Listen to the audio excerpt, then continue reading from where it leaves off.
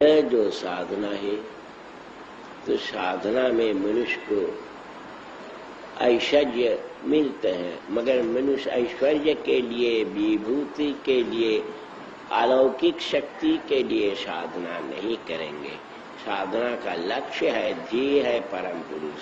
और चीज क्या है? राह की धूल है। अलौकिक शक्ति क्या है? रास्ते पर चल रहे वो धूल लग गया पैर पर, तो अलौकिक शक्ति उस तरह का धूल है। समझे ना?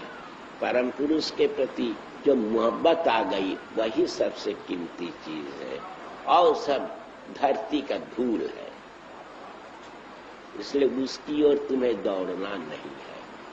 हाँ, चलते वक्त कई शक्तियां आ जाती हैं, और ये जो पहले कहा गया है कि संवृत्ति के साथ संतुलन रखते हुए आगे बढ़ना है परम पुरुष की ओर। उसी से अनिमा, लघिमा, महिमा वगैरह अलौकिक शक्तियां आती हैं। एक तो मन को शुद्र बनाकर हर चीज के भीतर, हर चीज की तरंगों के साथ अपने को नचाना, अपने को चलाना जहाँ संभव होता है। अपने को बिंदु नहीं बनाने से हर चीज के छंद के साथ नचना नामुमकिन है। लघी में ठीक वैसा ही खुद को हल्का बनाकर हर इंसान के, हर जीव के दुख की कहानी समझनी है, तब ना दुनिया का कल्याण कर सकोगे। मनुष्य के मन में जो जमा हुआ दुख है, जो आंसू है, उसे समझना है, तब ना तुम दुख को हटा सकोगे। समझने के लिए ये शक्ति आ जाती है, जिसे लघिमा कहते हैं। और महिमा है खुद को बृहत बना लेना, इतना बड़ा कि समूचा विश्व ब्रह्मांड तुम्हारे मन के अंदर आ जाए। तब ना तुम हर चीज को, हर सत्ता को अपना मान लोगे। तब ना सही कल्याण, जब तुम उनको सब कुछ उनका तुम रहे वहां तक ज्यादा से ज्यादा पहुंच सकते हो। उसके ऊपर उठने के लिए भक्ति जरूरी है। बिना भक्ति के आखिर तक जीवों की तरक्की नहीं हो सकती है।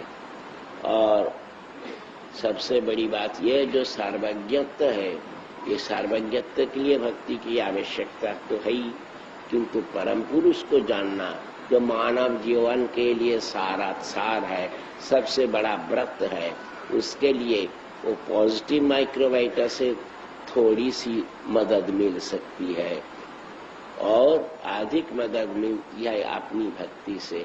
और भक्ति रहने से, उस भक्ति के जरिए से परम पुरुष को तुम अपने पास बुला सकते हो।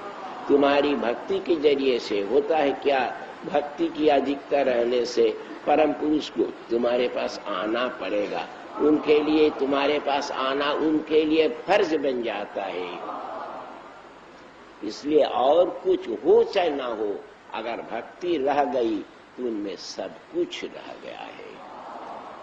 तो ये इसी के द्वारा मनुष्य परम पुरुष को पाते हैं, और परम पुरुष से एकीभूत हो सकते हैं, जो मानव जीवन के लिए चरम तथा परम तत्व है।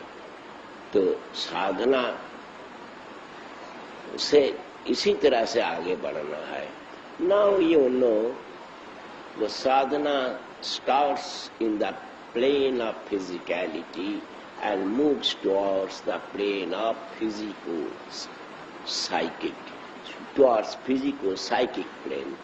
This first phase of sadhana is done by do or I. Then from physico-psychic plane to pure psychic plane, and pure psychic plane to psycho-spiritual plane, this portion of sadhana is done by no or I.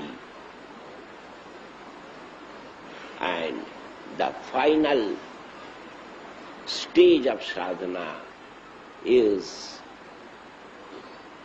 not the help of microbiome positive or negative.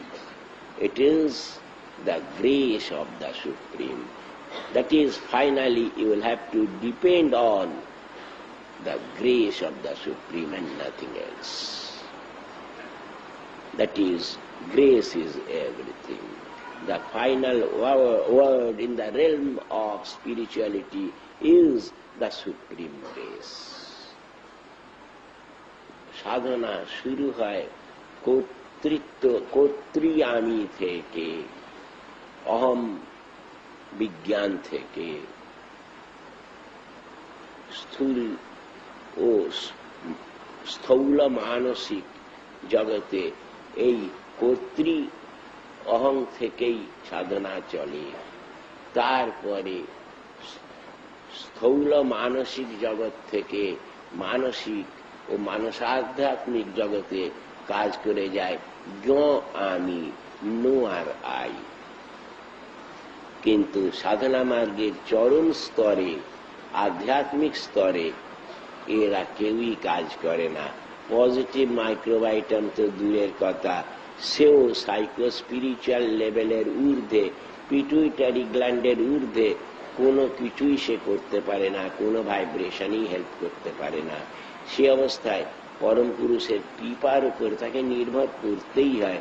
তখন তাকে বলতেই হয়, মানতেই হয় যে ব্রহ্মা কৃপা হি কেবলম। আর এই কৃপা, যার ভক্তি আছে, সে কৃপার বলে টেনে নেবেই, অর্থাৎ সে পাবেই পাবে। তো সাধনা